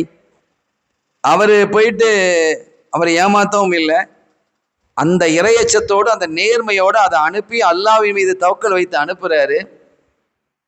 அது அல்லாஹ் கொண்டு வந்து இதை சேர்க்கிறான். திருப்பி அவர் 1000 தீனாரை கொண்டு வந்து கொடுத்த போது, இது ஏற்கனவே எனக்கு கிடைச்சிருச்சு, நீங்க அனுப்புனதுங்கிறது நேர்மையாக நடந்துக்கிறாரு. இதெல்லாம் நீங்க யோசிச்சு பாருங்க, எவ்வளவு பெரிய பரிசுத்தம், எவ்வளவு பெரிய தூய்மை, எவ்வளவு பெரிய நேர்மை. அது நேர்மையாக நடப்பது என்பது தக்வாவுக்கு நிகரானது, நெருக்கமானது என்று ரப்புல் ஆலமீன் அல்லாஹ் குர்ஆன்ல சொல்றான். இப்படி நிறைய காலங்களில் நீங்க பார்க்கலாம். ஸல்லல்லாஹு அலைஹி வஸல்லம் இன்னொரு செய்தியை சொல்றாங்க. முந்தைய காலத்துல பனு இஸ்ரவேலர்கள் நடந்த இன்னொரு தகவலை சொல்றாங்க. நான் பெரும்பாலும் பொருளாதாரத்தை அடிப்படையாக வச்சுதான் பேசிட்டு இருக்கிறேன். நேர்மைங்கிறது இதுல மட்டும் இல்லை, எல்லாவற்றிலும் நேர்மை. நீங்க தலைப்பே அப்படிதான், அனைத்திலும் நேர்மை. ஆனால் இந்த நேர்மை பெரும்பாலும் எங்கே விலகுகிறது என்றால் பொருளாதாரத்தை அடிப்படையாக வச்சுதான், காசு அடிப்படையாக வச்சுதான் சேர்றது, இணைகிறது, பிரியறது எல்லாம் அதுலதான் இருக்கு. பெரும்பாலும் மேக்சிமம் என்னன்னா பொருளாதாரத்தை வச்சுதான் பிரச்சனையே வருது. நீங்க அம்மாக்கு நிறைய கொடுக்குறீங்க, அங்க வீட்டுல யார் இருக்கா, அவங்க அம்மாவுக்கு யார் இருக்கிறா? நம்ம வீட்டுல 4 பிள்ளைகள் இருக்குது, நீங்க பிள்ளைகளை வச்சுட்டு இருக்கிறீங்க, நம்ம சொத்தை சேர்க்க இல்லை, அவங்களுக்கு அவனி சேர்க்க இல்லை. யோசிக்கிறோமா இல்லையா? இப்படி பேச்சுகள் வருதா இல்லையா? இப்ப இந்த இடத்துல எப்படி நேர்மையாக நடக்கிறது?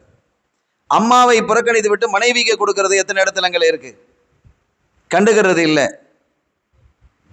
கண்டுகொள்ளாம இருக்கக்கூடிய நிகழ்ச்சிகள் எத்தனையோ பார்க்கிறோம்.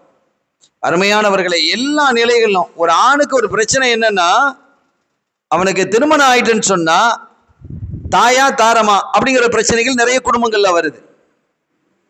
அம்மாவா மனைவியா? அப்ப ரெண்டையும் சமாளிக்கக்கூடிய நேர்மையாக நடக்க வேண்டிய பொறுப்பு யாருக்கு இருக்கு? ஒரு ஆணுக்கு இருக்கு. அது ஒரு பெரிய சிரமமான ஒரு விஷயம்தான். அங்க உரலுக்கு ஒரு பக்கம் இடி, மத்தளத்துக்கு 2 பக்கமும் இடிமாங்க. உரல்னா ஒரு பக்கம் தான் இடிச்சிட்டு இருக்கும், அது ஒரு ஓட்டை தான் இருக்கும். மத்தளன்னா அந்த கொட்டு 2 பக்கம் மட்டும் கடகன்னு அடிக்கிறாங்க இல்லையா? 2 பக்கத்துல அடி விடுது. அதான் ஒரு ஆண். ஆனால் அந்த நிலையிலும் அவன் நேர்மையாக இருக்கணும் என்பதுதான். அந்த எப்படி நீ நேர்மையா நடக்கணும், சம பங்கோடு நீ நடந்து கொள்ளணும் அப்படிங்கிறத மார்க்க நமக்கு சொல்லுது. இன்னொன்னையும் சொல்லுவேன் பாருங்க. இப்போ ஒருத்தர் இறந்துட்டார், அவருக்கு 2 மகன்கள் இருக்கிறாங்க. உதாரணத்துக்கு ஒருத்தர் இறந்துட்டார், 2 மகன் இருக்கிறார். இந்த 2 அவருக்கு இறந்தவருக்கு ஒரு சொத்து, நியாயமான சொத்து, ஒரு 10 கோடி ரூபாய்க்கு இருக்கு சொத்து. வாரிசுக்காரர்கள் என்று எடுத்துக்கொண்டா அந்த 2 மகன் தான் இருக்கிறாங்க, வேற வாரிசு இல்லை. 50-50, ஆளுக்கு 50, 5 கோடி, 10 கோடின்னா ஆளுக்கு 5 கோடியே கொடுக்கணும். ஆனால் அந்த 2 மகன்கள்ல ஒருத்தர், இந்த அத்தாக்காரரு சுகம் இல்லாம இருக்கும் போது அத்தாவுடையே இருந்தார். அத்தாவுக்காக வேண்டி தன்னுடைய பணத்தை மெடிக்கலுக்காக வேண்டி செலவழித்தார்.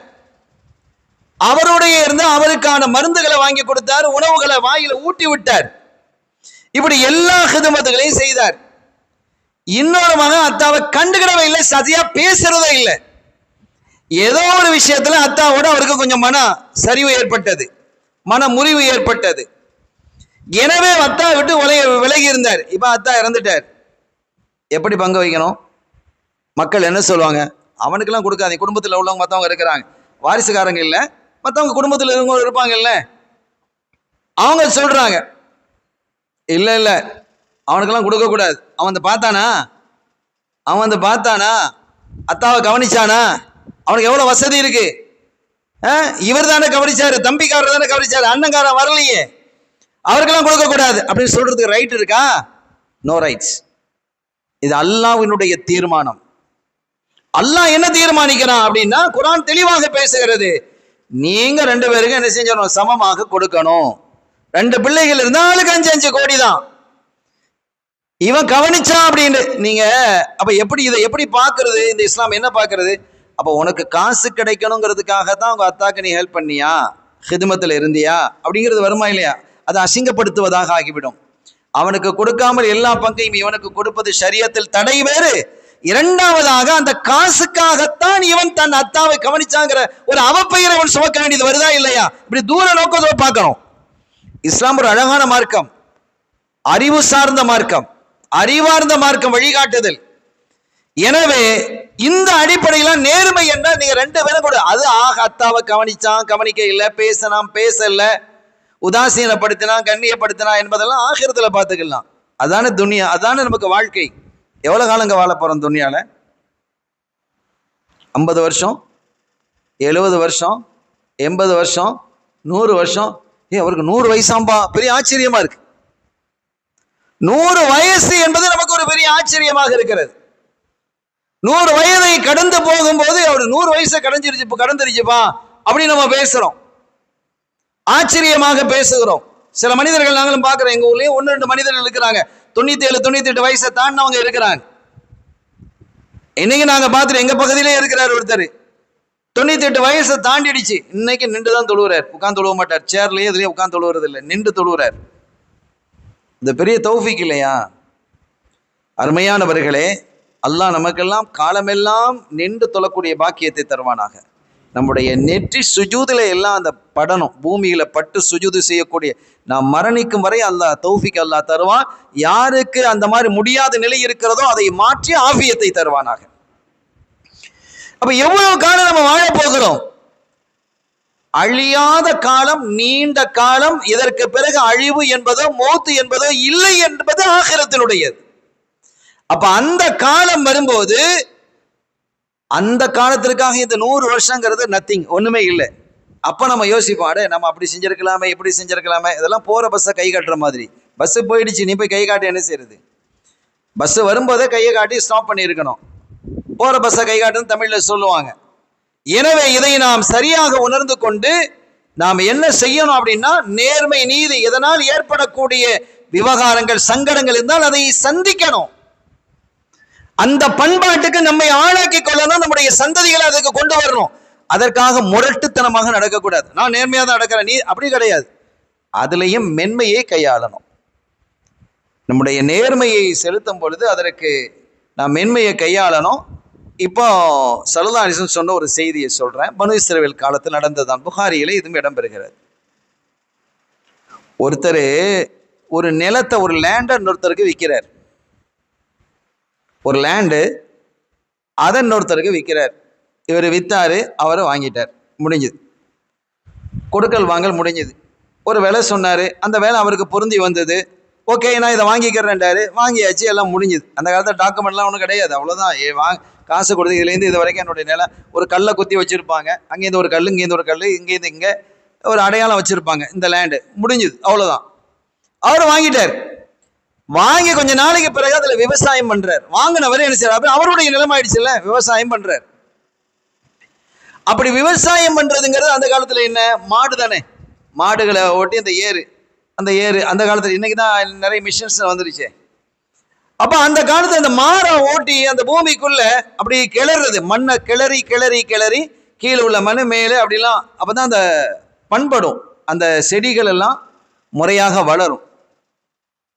அந்த மண்ணை கிளறுவதற்காக அவர் அந்த ஏர் பூட்டி கிளறி கொண்டிருக்கும் போது டங்குன்னு ஒரு சத்தம் கேட்டுது. அந்த ஏர் எதுலேயும் இடிக்குது.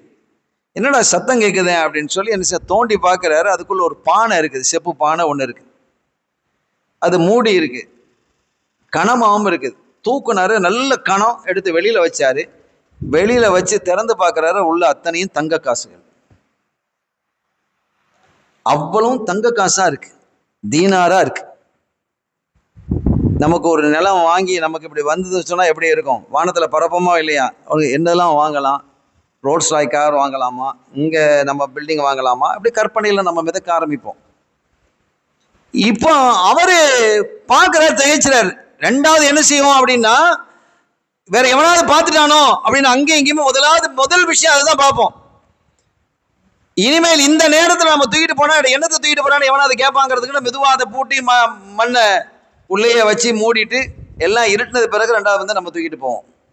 இது எதையுமே அவர் செய்யலை. அவர் அங்கே எடுத்தாரு, அந்த பானையை தூக்குனாரு, எங்க போகக்கூடாதோ அங்க கொண்டு போறாரு. யாரு வித்தாங்களோ அந்த இடத்துக்கு கொண்டு போறாரு. எப்படி இருக்கு பாருங்க. இப்ப இவனை இந்த மாதிரி போறாங்க, நம்ம என்ன சொல்லுவோம், கிறுக்கன், வாழ தெரியாதவன், பொழைக்க தெரியாதவன். நம்ம அதுக்கு ஒரு பேர் வச்சிருக்கிறோம், நமக்கு ஒரு ஸ்டைல் வச்சிருக்கோம் இல்லையா? இவன் பொழைக்க தெரியாதவன், அட வீட்டுக்கு கொண்டு போறதை விட்டுட்டு அவன் வீட்டுக்கு எவன் வித்தானோ அவன் வீட்டுக்கு கொண்டு போறான் அப்படின்னு அவர் வீட்டுக்கு கொண்டு போய் இந்த பானையை டங்குன்னு கொண்டு கொடுக்குறாரு. அவர் என்ன அப்படின்னு கேட்கிறாரு. திறந்து பாருங்க அப்படின்னாரு. பார்த்தா தங்க காசு. என்ன இவ்வளவு தங்க காசு இருக்கு? கோடிக்கணக்கா போறோம் போல இருக்கே. ஆமா, கோடிக்கணக்கா போறோம்.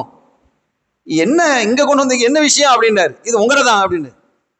என்னடையதான்? எனக்கு என்னப்பா இதெல்லாம் இல்லையேப்பா, என்னப்பா இது, என்ன புரியல, புரியுற மாதிரி சொல்லு அப்படிங்கிறாரு அவரு. எனக்கு ஒரு நிலம் வித்தீங்களா, நான் வாங்கினா இல்லையா? ஆமா ஆமா, நிலம் வித்த, நீங்க வாங்கினீங்க. அந்த நிலத்தை நான் உழுது கொண்டு இருக்கும் பொழுது அதுல இதுக்கு அந்த நிலத்துக்கு அடியில இது கிடைச்சது. சரி, இப்ப என்ன அப்படின்னா, நான் நிலத்தை தான் வாங்கினேன், இந்த பொருளை நான் வாங்கல, அதனால நீங்க வச்சுக்கங்க அப்படின்னு கொடுக்குறாரு. கொஞ்சம் யோசிங்க, இப்படிலாம் பண்பாளர்கள் இருந்திருக்கிறாங்களா இல்லையா? ஆனால் அவருக்கு தான் நம்ம பேர் வச்சிருக்கிறோமே, விவரம் தெரியாதவன், கிறுக்கன், என்ன ஏதாவது பெயர்களை நம்ம வச்சிருப்போம், பிழைக்க தெரியாதவன். அப்ப அவர் சொன்னாரு, இங்க வாப்பா, இந்த தங்க புதையல் கீழே இருக்கிறதெல்லாம் எனக்கு தெரியாது, அந்த நிலம் என்னுடையதாக இருந்தது, உனக்கு நான் எப்ப வித்துட்டேனோ அந்த நிலம் உன்னுடையது, அந்த நிலம் உன்னுடையது, நாம என்னுடையது, உன்னுடைய நிலத்துல தான் கிடைச்சிருக்கு, என்னுடைய நிலத்துல கிடைக்கல. நீ வாங்கிட்டதற்கு பிறகு அது உனக்கு கிடைச்சிருக்குது, அல்லாஹ் உனக்கு வச்சிருக்கிறான், தூக்கிட்டு போயிரு, இங்க எல்லாம் கொண்டு வராதுங்கிறான். அவன் அதை விட பெரிய பைத்தியாரன்னு சொல்லுவோம். தூக்குங்கிறான், எனக்கு வேணாங்கிறான், நீ இது எனக்கு எனக்கு எனக்கு உரியது அல்லங்கிறான். அவன் சொல்றான் அதெல்லாம் முடியாது. நான் கேட்கிறேன், அவன் சொல்றான், இந்த நீங்க உங்கள் நிலம் உங்கள்கிட்ட இருக்கும் போது இந்த புதையல் உள்ள இருக்குதுன்னு தெரிஞ்சா அந்த நிலத்தை அந்த விலைக்கு எனக்கு விற்பீங்களா? அந்த விலைக்கு விற்பீங்களா? இது 10 கோடி ரூபாய் வரும், அது 5 லட்சம் ரூபாய்க்கு வித்திருக்கிறீங்க நிலத்தை. 10 கோடி இருக்குது, உதாரணத்துக்கு சொல்றேன், அந்த கணக்கில் அவங்க சொல்லல, நான் உதாரணத்துக்கு சொல்றேன் நம்ம புரிந்து கொள்வதற்காக. இது 10 கோடி ரூபாய் பெறும், அது 5 லட்சம் ரூபாய்க்கு அந்த நிலத்தை வாங்கி இருக்கிறேன். அந்த 10 கோடி ரூபாய் பொறுமதியான ஒரு பொருளை நீங்க 5 லட்சம் ரூபாய்க்கு விற்பீங்களா? இந்த பாரு, இந்த ஆர்குமெண்ட் எல்லாம் என்கிட்ட பண்ணாத. நிலத்தை நான் ஒன்று, அது எனக்கு இருந்தது இல்லாது இதெல்லாம் எனக்கு தெரியாது. நீ ஏன் நிலத்துல தான் எடுத்துட்டு வந்தான்னு எனக்கு தெரியுமா? நீ ஏன் கொண்டு வந்தாலும் எனக்கு தெரியாது. இந்தாப்பா, என்ன விட்டு அதை நீ தூக்கிட்டு போ, அது என்னுடையதுதான் பரவாயில்ல, நீ கொண்டு போயிட்டு எனக்கு வேணாம், அது உன்னுடையது அப்படிங்கிறான். அதெல்லாம் முடியாது, நாங்க வச்சுட்டு தான் போவேங்கிறான். வச்சுட்டு போகக்கூடாது, தூக்குங்கிறாரு அவரு. 2 பேருக்கு இடையில எப்படி இருக்குது கடைசியில? சரி, இதுக்கு எதாவது ஒரு தீர்வு வரணும். ஆமா, தீர்வு வரணும். இப்ப சாலிஹான மனுஷன் ஒருத்தர் இருக்கிறார், ஒரு ஆலிம் இருக்கிறாங்க, ஒரு விவரமான ஆளு, ஒரு சாலிஹான நல்லடியார், அவர்கிட்ட போவோம். சரி வாங்க என்று 2 பேரும் அவர்கிட்ட இதை தூக்கிக்கிட்டே வர்றாங்க. வந்து நடந்து அவரு உட்கார்ந்து என்னன்னு கேட்கிறாரு, எல்லா நிகழ்த்தையும் சொல்றாரு. அவங்க அதெல்லாம் கேட்டுட்டு, உங்களுக்கு ஏதாவது புள்ள இருக்கா அப்படின்னு சொல்லி கேட்குறாங்க. உங்களுக்கு குழந்தை ஏதாவது இருக்குதா? ஆமா, ஒரு பையன் எனக்கு இருக்கான். ஒருத்தர் சொல்றாரு, எனக்கு ஒரு பையன் இருக்கிறான், அவனுக்கு 25-26 வயசு ஆகுது, கல்யாணம் முடிக்கிற வயசு. கல்யாணம் முடிச்சிட்டிங்களா? இல்லை, பொண்ணு பார்த்துட்டு இருக்கிறேன். அப்படியா? உங்களுக்கு அல்லாஹ் எப்படி கொண்டு சேர்க்கிறான் பாருங்க. உங்களுக்கு, எனக்கு ஒரு பொண்ணு இருக்குது, 18-20 வயசு ஆகுது, கல்யாணம் ஆயிடுச்சா? இல்லை, நான் மாப்பிள்ளை பார்த்துட்டு இருக்கிறேன். முடிஞ்சு போச்சு. இவரை 2 பேரும் நீங்க சம்பந்தி ஆயிருங்க. உங்க அந்த பையனை இந்த பொண்ணுக்கு கல்யாணத்தை முடிச்சு கொடுத்து நீங்க 2 பேரும் சேர்ந்து அந்த பொருளை அவங்களுக்கு ஹதியாவாக அன்பளிப்பா கொடுத்துருங்க. என்ன அழகான தீர்ப்பு. நீங்க என்ன செஞ்சிருங்க, அந்த உங்களுடைய பிள்ளைகளுக்கு நீங்க 2 பேருமா சேர்ந்து அன்பளிப்பா கொடுங்க. நீங்க வானாங்கிறீங்க, நீங்க வானாங்கிறீங்க, உங்க பிள்ளைகளுக்கு கொடுத்துருப்பாங்க, பிள்ளைகள் சாப்பிட்டுட்டு போட்டோம். நல்லா இருக்கே, தீர்ப்பு அழகா இருக்கே. இவங்க வேற ஏதாவது ஹைரான காரியங்கள் செய்திருப்பதின் மூலமாக இந்த ஜோடியை கொண்டு வந்து அல்லாஹ் இணைக்கிறான். நீங்க புரிஞ்சுக்கிடணும், நாம் நேர்மையாக நடக்கும் போது அந்த விஷயத்துல மட்டும்தான் நம்ம பார்த்துட்டு இருக்கிறோம். ஆனா எத்தனையோ விஷயங்கள் அல்லாஹ் நமக்கு சால்வ் பண்ணிக்கிட்டே இருப்பான், நமக்கு தெரியாது, நமக்கு அது தெரியாது. இந்த காரியத்தை நாம் செய்ததால் அந்த காரியத்தை அல்லாஹ் சீர்படுத்தி இருப்பான். இந்த காரியத்தை நம்ம செஞ்சிட்டோம், ஆனா இதை நம்ம என்ன செஞ்சோம், நேர்மையற்று நாம் நடந்தால் எத்தனையோ காரியங்கள் நமக்கு சீர்கட்டு போய்விடும், பல நோய்களை கொண்டு வந்து அல்லாஹ் தந்துருவான். இதெல்லாம் நமக்கு தெரியறது இல்லை. ஒன்றோடு வாழ்க்கையினுடைய ஒரு பகுதி இன்னொரு பகுதியோடு தொடர்புடையது, ஒன்றோடு ஒன்றை அல்லாஹ் தொடர்பாக ஆக்கி வைத்திருக்கிறான். இப்ப கல்யாணத்தை முடிச்சு கொடுத்தாச்சு. கல்யாணத்தை முடிச்சு கொடுத்துட்டு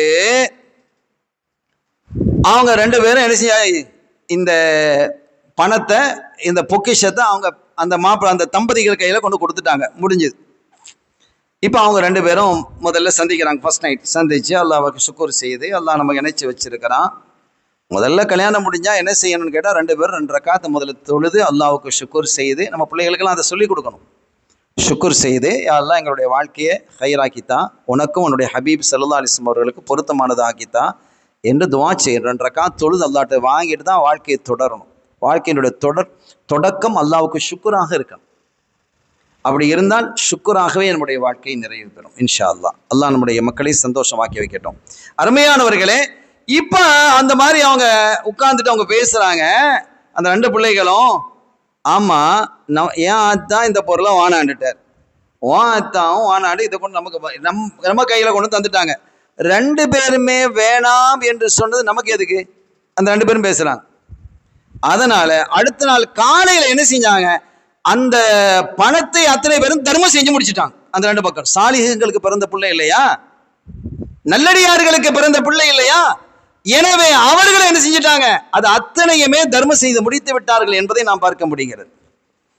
அருமையானவர்களே, எனவே நேர்மையாக நடப்பது என்பது நம்முடைய வாழ்க்கை மாத்திரமல்ல, நம்முடைய சந்ததிகளுடைய வாழ்க்கையும் சீராக்கும். ஆனால் நேர்மையாக நடப்பது என்பது சங்கடம் தான். சில விஷயங்கள் அப்படி இப்படி இல்லை. இந்த நேர்மை, இந்த தீர்ப்பு அப்படின்னு வரும் பொழுது பெரிய சங்கடங்கள் இருக்கு. மூசா அலைஹிஸ்ஸலாம் அவங்க நான் ஆரம்பத்தில் டச் பண்ணேன். மூசா அலைஹிஸ்ஸலாம் அல்லா இடத்துல கேட்குறாங்க, ஆகிரத்தில் நீ எப்படி தீர்ப்பு செய்வாய், நீ ஆகிரத்தில் எப்படி தீர்ப்பு செய்வாய், உன்னுடைய தீர்ப்பை நான் பார்க்கணும்னு ஆசையா இருக்குதுன்னு கேட்குறாங்க மூசா அலைஹிஸ்ஸலாம். ஏன் நம்பிக்கை இல்லையா? நான் அல்லாஹ் அதில், நீதான் நீதி, நீதான் நேர்மை.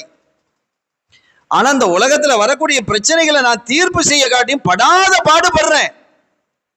இந்த 1-2 தீர்ப்புகளுக்கு இந்த பாடுபடுது, நீ கியாமத்துல அத்தனை பேருக்கு நீ தீர்ப்பு செய்யணுமே. இது எப்படி உன்னுடைய தீர்ப்பினுடைய அந்த நுணுக்கத்தையும் ஆச்சரியத்தையும் அழகையும் நான் பார்க்கணும். இந்த துனியாலேயே பார்க்கறதுக்கு ஆச்சரியம் நான் விருப்பப்படுறேன். அப்படியா, சரி, ஒரு இடத்துல நான் சொல்றேன், இந்த நதிக்கரை, நைல் நதிக்கரை, இதுல இந்த மறைவான இடத்துல போய் நீங்க உட்காந்துக்கங்க, உட்காந்து பார்த்துக்கிட்டே இருங்க, கேள்வி கேட்கக்கூடாது, இந்த இடத்த விட்டு எழுந்து போகக்கூடாது, எது நடந்தாலும் பேசக்கூடாது. சரி ரப்பே அப்படின்ட்டான். என்னுடைய தீர்ப்பை நீங்க பார்க்கணுமா, அப்படி இருக்கணும். சரின்னு சொல்லிட்டாங்க. அந்த இடத்துல போய் உட்கார்ந்துட்டாங்க. ஒரு மறைவாக உட்கார்ந்து இருக்கிறாங்க. ஒருத்தன் குதிரையில வர்றான், அவன் கையில பேக்கும் இருக்குது, ஒரு பேக்கையும் வச்சுட்டு வர்றான். அந்த இடத்துல இறங்குறான், தாகமா இருக்கு, அந்த பேக்கை ஒரு இடத்துல வைக்கிறான், வச்சுட்டு நேராக போய் என்ன செய்யான், தண்ணியை எடுத்து குடிக்கிறான். தாகம் தீர்ந்து அவன் திரும்பி என்ன செய்யான், குதிரையில ஏறி போயிட்டான், பேக்கை மறந்துட்டான். பேக்கை மறந்துட்டு போயிட்டான். இனி கொஞ்சம் நேரம் இருக்கும், இன்னொருத்தன் வர்றான். இன்னொருத்தன் அந்த இடத்துல அவனும் தண்ணியை குடிக்கிறான். தண்ணியை குடிச்சு திருப்பி பார்க்கறான், ஒரு பேக் இருக்குது. பேக் இருக்கு, திறந்து பார்க்கறான், எக்கச்சக்கமான பணம். அதை தூக்கிட்டு போறான். இவங்களுக்கு 2 தடவையும் பக்குன்னு வருது. மூசா அலைஹிஸ்ஸலாம், டேய் பேக்கை வச்சுட்டு போறியடா அப்படின்னு சொல்ல வேண்டியது வருது. சொல்லல. அல்லாஹ் சொல்லிட்டான், பேசக்கூடாது, பார்த்துக்கிட்டே இருக்கணுங்கிறான். அப்படிதானே கண்டிஷன். இப்ப இவன் வேற ஒருத்தன் அவன் தூக்கிட்டு போறான். அவனு குதிரையில வந்தவன் தூக்கிட்டு போறான். டே உன்னுடைய பேக் இல்லடா, வேற ஒருத்தன் தேடி வருவான்டான்னு சொல்லணுமா இல்லையா? சொல்லக்கூடாது, பேசக்கூடாதுன்னு அல்லாஹ் சொல்லி இருக்கிறான். என்ன செய்யறது, இப்படி உட்காந்துக்கிட்டே இருக்கிறாங்க. அவன் அடுத்தவன்ட்ட பொருளை தூக்கிட்டு போறானா இவன். கொஞ்ச நேரம் இருக்கு, 3வது ஒருத்தன் வர்றான். அவனுக்கு பார்வை தெரியல, அப்படியே தட்டி தட்டி தட்டி அவன் அந்த இடத்துல தண்ணி குடிக்கிறான். குடிச்சிட்டு போகும்போது ஃபர்ஸ்ட் அந்த பொருளை இழந்தான பேக்கை வச்சுட்டு போனானே அவன் திரும்பி வாரான். கேட்குறான் இவன்ட்ட, அந்த கண் தெரியாண்ட என்னுடைய பேக் எங்கன்னு கேட்குறான். அவன் என்ன பேக்குன்னு கேட்குறான். இந்த பாரு, இந்த நடிக்கிறதெல்லாம் அவன் கண் தெரியாத மாதிரி நீ நடிக்கிறாயா, கண் தெரியாத மாதிரி நடிக்கிறையா, பேக்கை ஒளிச்சு வச்சுக்கிட்டு எந்த பிரச்சனை பண்றியா நீ? அதுல பல லட்சக்கணக்கான பணம் இருந்தது, எவ்வளவு பெரிய பணம் அது, நீ அதை இந்த மாதிரி பண்ணிக்கிட்ட, உடனே தரணும் அப்படிங்கிறான். எனக்கு அதெல்லாம் தெரியாதுப்பா அப்படின்னு போராடுறான். அதெல்லாம் கிடையாது, நீ திருடுறேன், கண் தெரியாத மாதிரி நடக்கிறான், உனக்கு கண்ணெல்லாம் நல்லா தெரியும், உண்மையிலேயே எனக்கு கண் தெரியாதுப்பா, அதெல்லாம் முடியாது, தரியா இல்லையா, இல்லைன்னா உன்னை வெட்டிடுவேன் அப்படிங்கிறான். எனக்கு தெரியாது அப்படிங்கிறான். கோவம் வந்துருச்சு, வாள் எடுத்து அவன் தலையை வெட்டிட்டான். மூசா அலைஹிஸ்ஸலாம் அவங்களுக்கு பக்குங்கிறது எல்லாம் பார்த்துக்கிட்டு இருக்கிறாங்க. இல்லை அவனை போய் வெட்ட போறானே அப்படின்னு வெட்டிடுவானோன்னு பார்த்தாங்க, வெட்டியாச்சு. தலை துண்டா விழுந்துட்டு அவன் குதிரை ஏறி போயிட்டான்.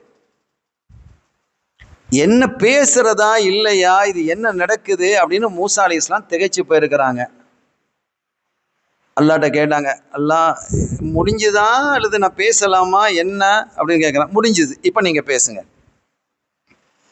என்னாச்சு என்ன ஆச்சுன்னா, நீங்கள் என்னுடைய நீதியை பார்க்கணும் நீங்களா இல்லையா? ஆமாம். பார்த்தீங்க தானே? ஆமாம். இது நீதியா? இப்போ இதான் நீதி அப்படின்னா, ஆமாம் இதுதான் நீதி. எப்படி சொல்கிறேன்.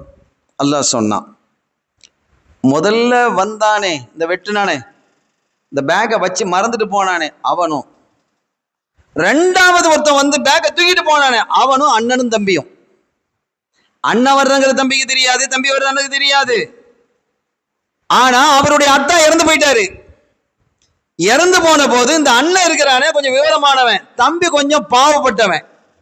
அவனுக்கு கொஞ்சம் காசு கொடுத்துட்டு, அடே இந்தாப்பா, அவனுக்கு பெரிய பொருள் இருந்தது, இந்த அவனுக்கு 10 லட்ச ரூபா வச்சுக்கோ அப்படின்னு சொல்லி மீதி என்ன செஞ்சான், ஒரு 80-90 லட்ச ரூபாயும் அவன் சுருட்டிட்டான். அந்த சுருட்டின பணம் தான் அதுல இருந்தது, அந்த பேக்ல இருந்ததெல்லாம். இந்த பணம் யாருக்கு சேர வேண்டியது என்றால் தம்பிக்கு சேர வேண்டிய பணம் அது, அவனுக்கு சேர வேண்டிய பணம் அது.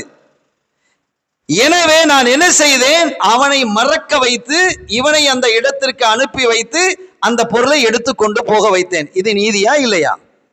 அவன் பொருள் அவனுக்கு கிடைச்சிருச்சு இல்லை, தம்பிக்கு சேர வேண்டிய பொருள் தான் அது, அது நீதி தான். அவன் என்ன செஞ்சான், அந்த குருடன் சொல்றேன், ஒரு காலகட்டத்தில் இந்த 2 பேர் அத்தா இருக்காருல்ல, இறந்துட்டான்னு சொன்னோம் இல்லையா, அவர் அந்த இறந்த அவரும் இந்த குருடம் இவனுக்கு இடையில தான் கண் பார்வை இல்லாம போச்சு. அதனால தான் அவனுக்கு அவன் வந்தவன் உனக்கு கண் பார்வை தெரியுது நீ நடிக்கிறான்னு சொல்றான். இந்த பிறவி குருடனாக இருந்தா வித்தியாசம் தெரியும். கண் பார்வை போயிருந்தால் நல்ல பார்க்குற மாதிரி இருக்கும், ஆனா பார்வை இருக்காது. அது இடையில பார்வை போனால் அப்படி எல்லாம் ஏற்படுவதற்கான வாய்ப்பு இருக்கு. இப்ப இந்த கண் தெரியாதவர் ஒரு காலகட்டத்தில் கண் தெரியும், பார்வையோட இருந்தவர் தான், பின்னால்தான் அந்த பார்வை போயிடுச்சு. அவரும் இந்த 2 பேரினுடைய தந்தை அத்தா இருந்தாங்கல்ல, 2 பேரும் பார்ட்னர்ஷிப்பா இருந்தாங்க, நண்பர்களாக இருந்தா பார்ட்னர் இருந்தாங்க. தொழில 2 பேருக்கு இடையில பிரச்சனை வந்துட்டு அடிப்படை சண்டை வந்தது. அதுல இந்த குருடரா இருந்தாலும் அப்ப பார்வையுடையவராக தான் இருந்தாரு, அவரை கொலை செஞ்சிட்டார். கொலைக்கு கொலைதான் பரிகாரம் மூசா அலைஹிஸ்ஸலாமுடைய ஷரியத்துல, பனு இஸ்ரவேல் ஷரியத்துல. யார் வெட்டுவா, அவங்களுடைய பிள்ளைகள் தான் வெட்டணும். யாரை வச்சு வெட்ட வச்சேன், ஒரு பிள்ளைய வச்சு வெட்ட வச்சுட்டேன். என்னுடைய நீதி எப்படி இருக்குதுன்னு அல்லாஹ் கேட்டான். சுப்ஹானல்லாஹ், திகைச்சு போயிட்டான். அருமையான பெருமக்களே, எனவே இந்த 2 பேரினுடைய தந்தையை இந்த கண் தெரியாதவர் கொண்டிருக்கிறார். அப்ப அவரை கொலைக்கு கொலை, கிசாஸ், பழி வாங்குதல் என்ற அடிப்படையில் இவரை அவருடைய மகனை வைத்தே கொல்ல வைத்தேன்.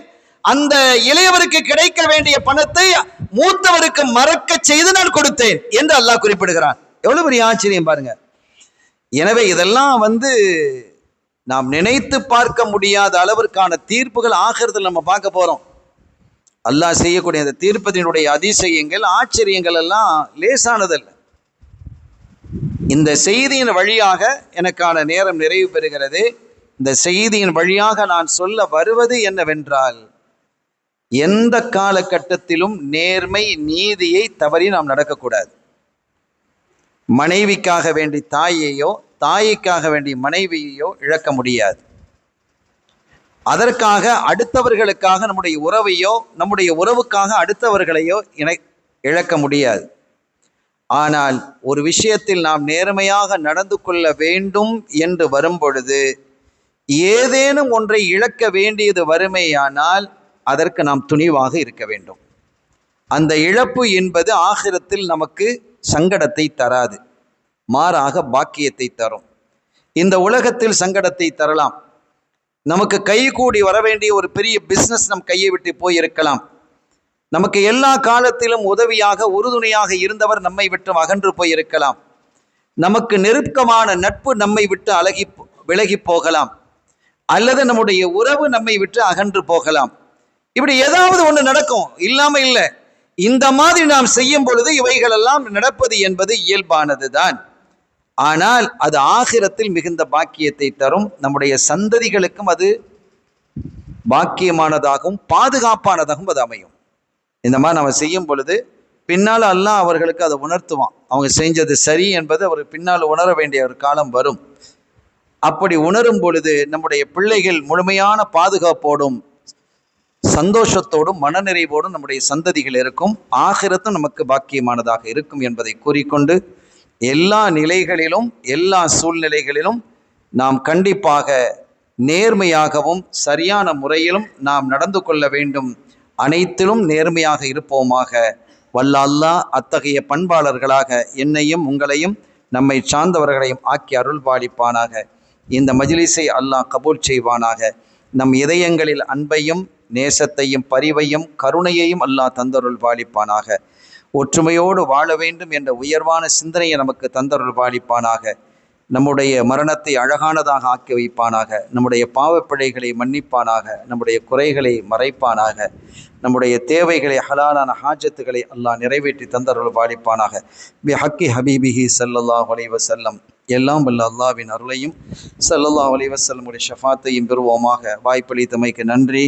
وآخر دعوانا الحمد لله رب العالمين والسلام عليكم ورحمة الله وبركاته.